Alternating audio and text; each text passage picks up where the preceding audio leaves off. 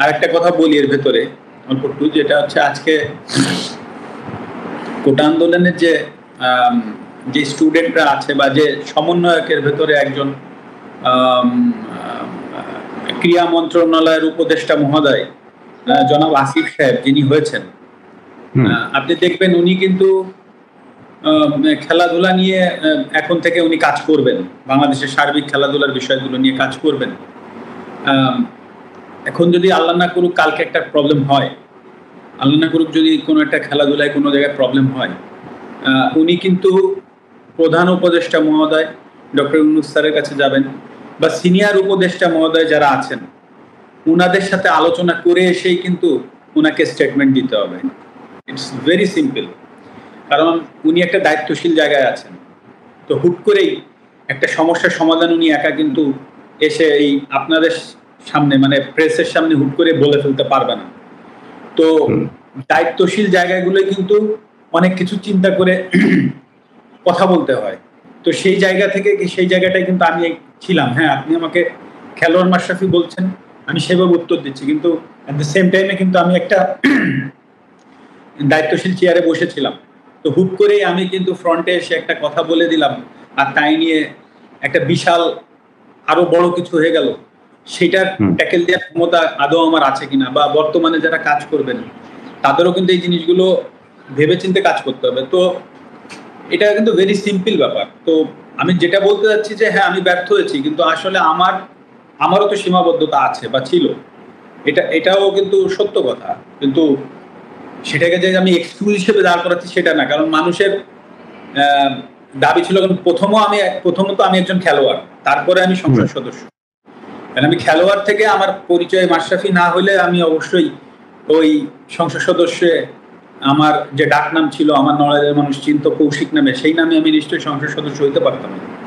তো খেলোয়াড় মাশরাফির জায়গায় যে আমি ব্যর্থ হয়েছি সেটা কিন্তু আমি একবারও বলছি না। বাট আপনি এট দ্য সেম টাইমে ভাবেন যে আমি একটা সংসদ সদস্য ছিলাম একজন, সেই পজিশন থেকে হুট করে আমি একটা মন্তব্য করার থেকে বরঞ্চ আমি ওইখানে যে সমাধানের চেষ্টা করাটা আমার জন্য আরো ইজি হইতো, বা আমি সেটাই চেষ্টা করেছি, সেটা হয়তো আমি পারিনি। সেটাই আমার ব্যর্থতা। না, আমার কাছে মনে হয় না এটা। আমার কাছে মনে হয় যে একটা মবের মতো হয়েছে, মানে হুট করেই মানুষ এটা করে ফেলেছে। আমার কাছে মনে হয় না, কারণ ক্ষোভ হওয়ার মতো কোনো কাজ আমি করি নাই, সুতরাং আমার কাছে এটা মনেই হয় না যে কোনো ক্ষোভ থেকে করেছে। আবার থাকতেও পারে, বাট আমার কাছে মনে হয় না। এই কারণ তো আমিও খুঁজেছি, কারণ একটা বিষয় হচ্ছে কি, মানুষ আমি বিগত যে 5-5.5 বছর কাজ করেছি, তো আমি যখন বাড়ি গিয়েছি তখন রাত 1টা-2টা পর্যন্ত মানুষ এসেছে, বা যে কোনো মানুষ। মানে আমি সবসময় একটা জিনিস বিশ্বাস করতাম যে আমাকে সবাই ভোট দিবে না, আমাকে সবাই পছন্দ করবে না, এটাই স্বাভাবিক।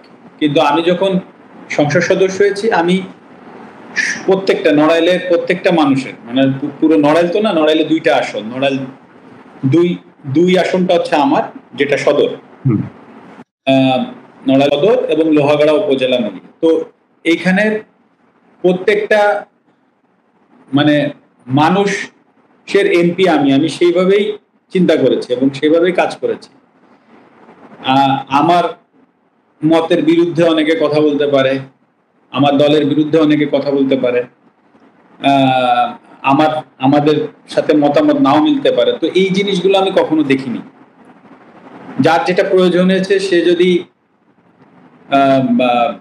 মানে তার যে কোনো উপকারে যখন আমার প্রয়োজন হয়েছে, আমি চেষ্টা করেছি আমার জায়গা থেকে। তো এখন আমার কাছে তো এটা মনে হচ্ছে না, মানে আমি জানি না। এরপরও যেটা প্রথমেও বলেছিলাম সেটা বললাম যে থাকতে পারে হয়তোবা আমি সবার কাছে পৌঁছাইতে পারিনি, আমি হয়তোবা আমি মানুষ যেটা এক্সপেক্ট করেছিল যে এইভাবে করতে হবে, সেভাবে হয়তোবা আমি ব্যর্থ হতে পারে, অনেক কিছুই হতে পারে।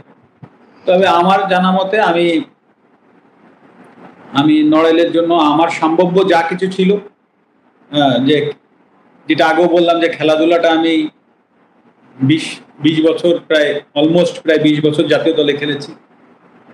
আপনি যদি তাকায় দেখবেন যে আমার স্ট্যাটস কখনো বলে না যে আমি পৃথিবীর সেরা কোনো খেলোয়াড় বা বাংলাদেশের কোনো সেরা খেলোয়াড়, অথবা আমার স্ট্যাটস সেটা বলবে না।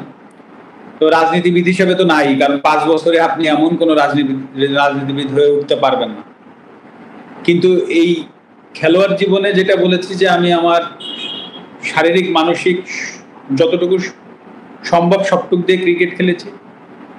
ঠিক সংসদ সদস্য হওয়ার পরে 2-2.5 বছর কিন্তু করোনায় চলে গেছে, তারপরও আমি আমার সম্ভাব্য সবকিছু, আমার চাওয়া পাওয়া চিন্তা চেতনা সবকিছুই নড়াইল ঘিরেই ছিল, যে আমার নড়াইলের আসলে কোন জিনিসটা করলে নড়াইলের মানুষ উপকার হবে, সেই জায়গাটা নিয়ে আমি কাজ করেছি। তো সুতরাং আমি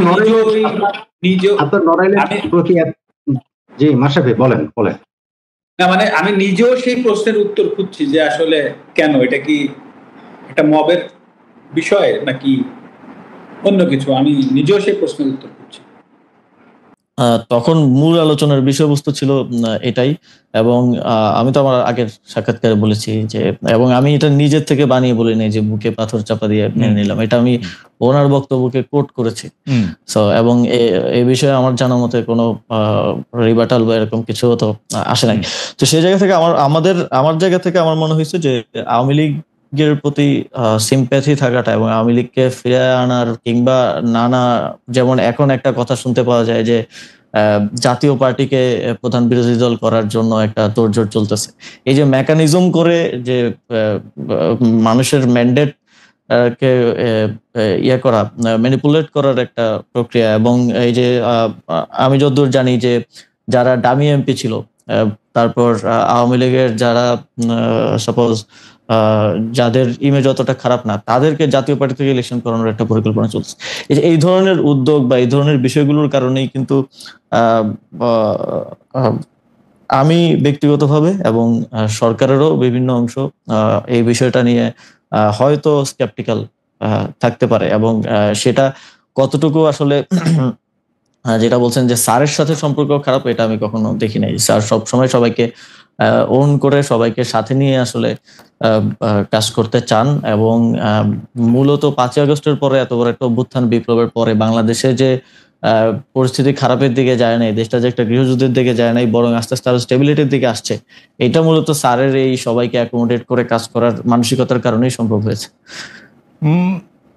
আমি এই জায়গাটায় যদি আপনাকে একটু বলি, যে কারণ এগুলি খুবই গুরুত্বপূর্ণ প্রসঙ্গটা হচ্ছে এরকম যে ধরেন আপনি বলছিলেন যে মেকানিজম করে কোনো কিছুর একটা ম্যান্ডেট আদায় করা, যেমন আপনি এখন জাতীয় পার্টির কথা বললেন যে জাতীয় পার্টিকে প্রধান বিরোধী দল বানানোর একটা মেকানিজমের কথা শোনা যাচ্ছে। আমরা কিন্তু বিভিন্নভাবে শুনতে পাচ্ছি যে সরকারের ভিতরে আরেকটা সরকার আছে। আমরা এরকমও শুনতে পাচ্ছি যে গোয়েন্দা সংস্থাগুলি যারা শেখ হাসিনার সময়ে অ্যাক্টিভ ছিলেন তারা এখনো অ্যাক্টিভ আছেন, বিশেষ করে ডিজিএফআইয়ের কথা বলা হয়। কিন্তু আমরা তো দেখি ডিজিএফআই তো সরকার প্রধানকে রিপোর্ট করে, সেনা প্রধানকে না। মানে ডক্টর মোহাম্মদ ইউনূসের আন্ডারে ডিজিএফআই। তাহলে এই ব্যাপারটা আসলে কেমন? মানে যদি কেউ মেকানিজমটা করে থাকেন, এটা কি আপনারা সরকার থেকে করতেছেন নাকি সামরিক বাহিনী বা অন্য কোনো একটা সরকার যাদের আমরা চিনি না তারা করতেছেন? আপনি কি এইটা একটু অন পেপার তো অনেক কিছুই থাকে, কিন্তু বাস্তব প্রয়োগের ক্ষেত্রে সেটার বাস্তবায়ন বা সেটার প্রক্রিয়াটা অনেক সময় অনেক ভিন্ন রকম হয়ে যায়।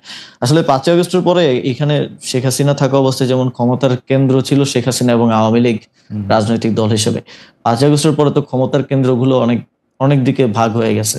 এখন তো সরকার একমাত্র ক্ষমতার কেন্দ্র না, যেটার আমি মনে করি যে এই ঘটনা প্রবাহে অনেকের অনেক ভুল ছিল, এবং সেই ভুলগুলোর জন্যই দেখা গেছে যে এই ক্ষমতার এই কেন্দ্র বিভাজিত হয়েছে। রাজনৈতিক দলগুলো এখন ক্ষমতার কেন্দ্রে আছে, কারণ হচ্ছে সরকারের যে কোনো পলিসি ডিসিশন, বিগ ডিসিশন রাজনৈতিক দলগুলোকে ছাড়া নেওয়া যাচ্ছে না, তাদের সাথে বোঝাপড়ার ভিত্তিতে, ঐকমত্যের ভিত্তিতে নিতে হচ্ছে। এখানে মিলিটারি একটা ক্ষমতার কেন্দ্র হয়ে উঠেছে 5ই আগস্টের পরে, যেটা 5ই আগস্টে আমাদের রাজনৈতিক দলগুলো সেই ম্যান্ডেটটা ক্যান্টনমেন্টে গিয়ে দিয়েছেন বলে আমি মনে করি। এবং এই কমপ্লেক্স সিচুয়েশনের কারণে, যে এই যে অন পেপার যেরকম আছে যে ডিজিএফআই প্রধান উপদেষ্টাকে রিপোর্ট করবে, কিংবা যেটা যেভাবে চলা উচিত অন পেপার সেটা সেভাবে তার আসলে চলছে না। তো এই সবকিছু মিলে সরকারের ভিতরে, একটা সরকার না, সরকারের ভিতরে এটা সব সরকারের ভিতরেই থাকে, নানা ধরনের মানুষ থাকে। একটা পলিটিক্যাল গভর্নমেন্ট আসলেও তো আমরা বলি যে এখানে ভারতপন্থীরা আছে, এখানে পাকিস্তানপন্থীরা আছে, এখানে অমুক হচ্ছে আমেরিকাপন্থী। তো এই সরকারটা তো আসলে কোনো ইউনিফাইড জিনিস না, এটা তো এক জায়গা থেকে আসে নাই। এই সরকারের যদি 20 জন লোক থেকে 20 জন লোক 20টা জায়গা থেকে আসছে, তো সেই জায়গা থেকে ওই ক্ষমতার কেন্দ্রটা আসলে এক জায়গায় নাই, সেটা বিভিন্ন ইয়া থেকে মোবিলাইজ হয়। তো অন পেপার যেটা যেভাবে আছে সেটা সেভাবে চলা একটু মুশকিল এই সময়ে। আমার মনে হয় যে আপনি অনেকগুলি গুরুত্বপূর্ণ বিষয়ে আসলে যতটুকু আপনার পক্ষে বলা সম্ভব একটি সাংবিধানিক পদের থেকে সেরকমই আপনি বলছেন, কিন্তু আমাদের জন্য যদি একটু আপনি পরিষ্কার করতেন, যেমন রাজনৈতিক দলগুলোকে এখন আপনি ক্ষমতার কেন্দ্র বলতেছেন সরকার অনেকগুলি সিদ্ধান্ত আসলে রাজনৈতিক দলগুলোর বাইরে নিতে পারছে না, সেনাবাহিনীকেও আপনি একটা ক্ষমতার কেন্দ্র বলছেন। আমরা কি এরকম বলতে পারি, যেরকম আমরা আসলে মানে আমার কানে যেরকম করে কথা আসে সেটা হচ্ছে যে এখন বাংলাদেশ সরকারের অর্থাৎ আপনাদের সকল সিদ্ধান্ত নিয়ন্ত্রণ করছে বিএনপি? আমরা কি এরকমভাবে বলতে পারি যে আসলে জেনারেল ওয়াকারের পদবীর দিক দিয়ে তিনি আপনাদের